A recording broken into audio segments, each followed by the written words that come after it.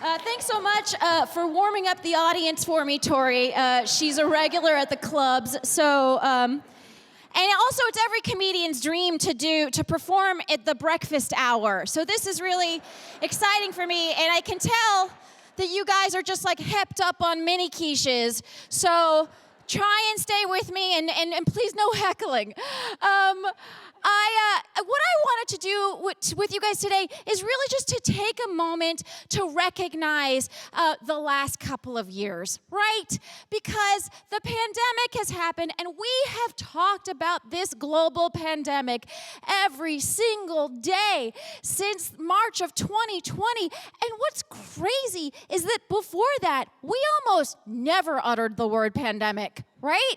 In fact, let's take a look at a graph of the global word usage of pandemic. As you can see, it was not a very popular word. It had a moment in 2009 when that one movie Contagion came out, right? But it never, in fact, it was less popular than similar sounding words like panda and phonetic. It was just not it just didn't shine as a word until 2020. Now, the way I gather this data, besides making it up, is by scrolling through social media. Now, social media is a thing that 9 out of 10 people say is ruining humanity, but that 11 out of 10 people use regularly, just all the time. Now, by looking through social media, and by the way, that's the way most of us experienced this pandemic. By looking through social media, I was able to determine that even though the pandemic has only been like 2 years and 3 months, it has actually felt like centuries-long geologic eras. In fact, little known fact, the pandemic is longer than the Pleistocene and Mesozoic eras combined. Yeah, it's ask any paleontologist and they'll tell you that. Are there any paleontologists in the room? You know what? Because they never come to conferences. You know, they're such wet blankets, I'm telling you. But let's take a look at some of the eras of the pandemic. First, there was the pre-pandemic era, right, where we were thought that a virus is a thing you gave to a video to make it popular. And there's that moment that we were like, oh my God, China's doing something with a virus. Let's not pay attention. And then there's that moment that everything changed. And I think we all know what I'm talking about. It's the moment that Tom Hanks got coronavirus. That's an era that anthropologists like to call the Tomiolithic Hanksentine era. Now, the Tomiolithic Hanksentine era is when the government, taking its cues from the NBA, which was taking its cues from Tom Hanks, decided to shut everything down. And that's when we went into the proper phases of the pandemic, the first of which was the sourdological era.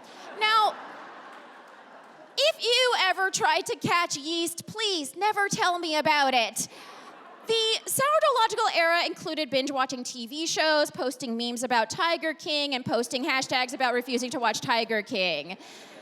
And the sourdological era exposed the first major divide of the American population. That's the divide between non-parents who were like, oh my God, I have so much time. I just picked up Norwegian. I was like, have you tried the Babbel app? Oh my God, I have so much time. And parents who were like, fuck you. There are children everywhere.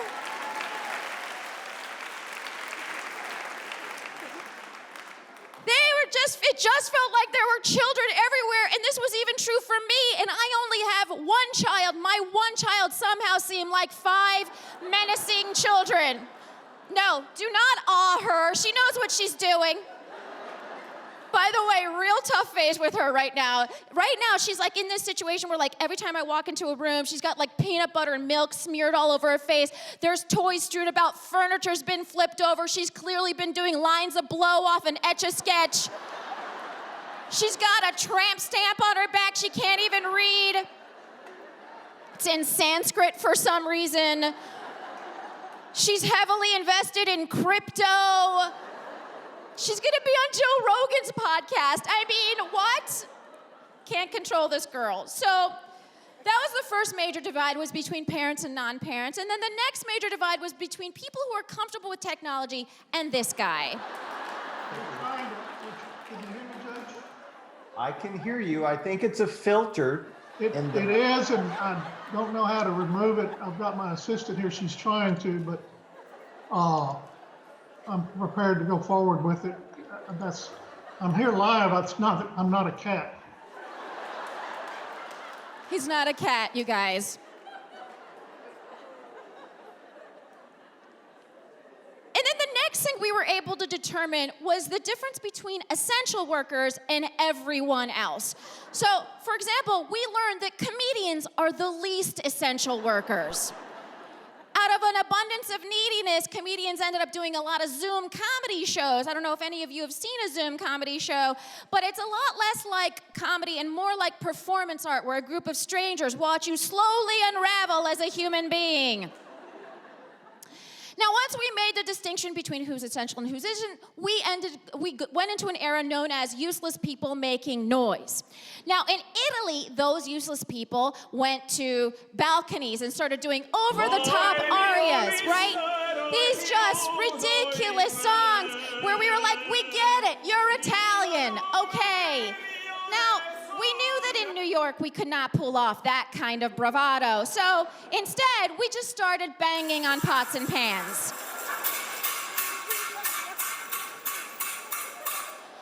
And the pandemic stretched on for so long that there were response eras to some of the eras. For example, the response to the sourdough-logical era was the Bronzer Age, where people put down the sourdough and picked up some abs.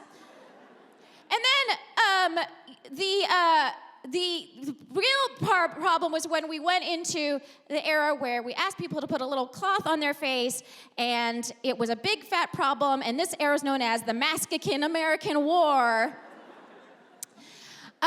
which is my favorite pun. Thank you. And then there was an era where there was a time when society nearly stopped because we realized for what seemed like the first time that America is racist.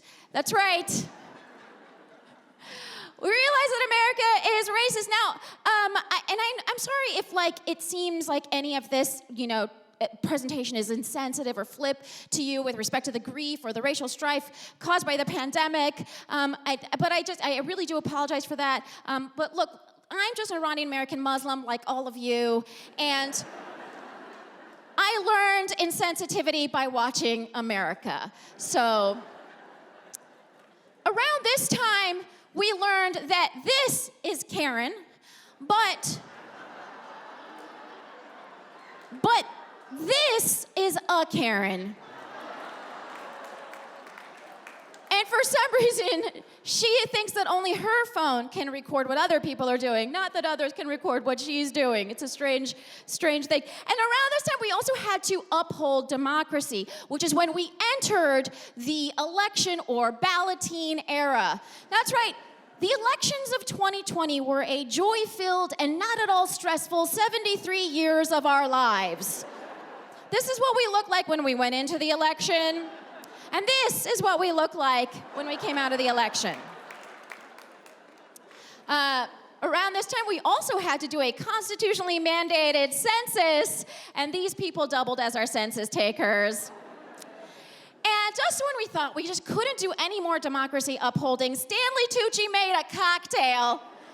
And we just thought, oh my God, everything might just actually be okay. You know what I mean? It just might be okay. But then January 6th happened, which at first looked like maybe it was a Burning Man celebration because of the costumes. But then we realized, no, it's super heinous and super violent. So let's not fixate on it too much because then we had the vaccine, right? And that was so exciting, and everyone really got on board, sort of. And celebrities got into it by posting selfies. Celebrities like the Dalai Lama and the Dolly Parton. And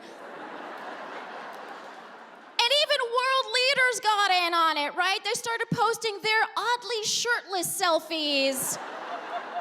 That's when we learned that G8 leaders are not anti-vaxxer, but they are anti-waxer, They're not into manscaping.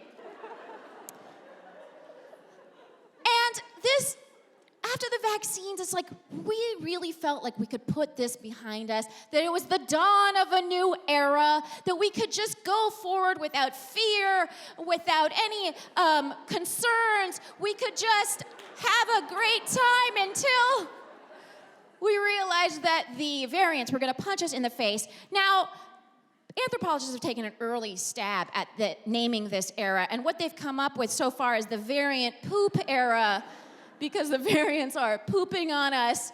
But here we are today at the Tory Burch Summit, at the Embrace Ambition Summit, and we're gathered, and we all look gorgeous, and we're having a great time, and I really feel like we're turning this variant poop into a variant poopertunity. And yes, that is how I'm going to end my presentation to you guys, with the word poopertunity. Thank you so much, you guys. I'm Negin Farsad. Thank you.